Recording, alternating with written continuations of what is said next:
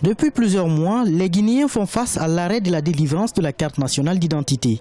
Autant pour les populations vivant sur le territoire national que pour celles vivant dans les pays étrangers, se procurer une pièce d'identité est quasiment impossible ces derniers temps. Les autorités du ministère de la Sécurité et de la Protection civile expliquent cet état des faits par des mesures récemment prises pour renforcer le système d'identification des citoyens. Elles visent notamment à permettre à la Guinée de se conformer aux standards de la CEDEAO, Communauté économique des États de l'Afrique de l'Ouest.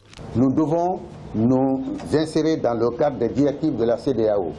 Actuellement, il y a le passeport, il y a les cartes d'identité biométriques de la CEDEAO. La convention qui est en cours doit se conformer aux directives de la CEDEAO.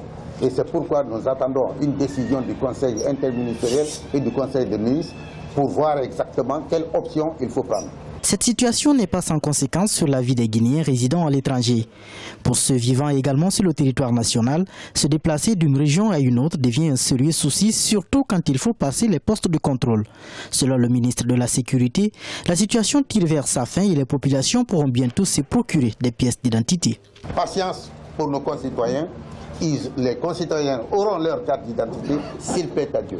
Les passeports biométriques sont en cours de production.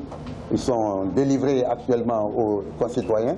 Nous sommes en train d'envisager d'autres mesures complémentaires de sûreté pour que vraiment ce passeport soit infalsifiable. Le 10 mars 2016, une campagne numérique baptisée « Droit à l'identité » a été initiée pour appeler les autorités à trouver la solution à ces problèmes.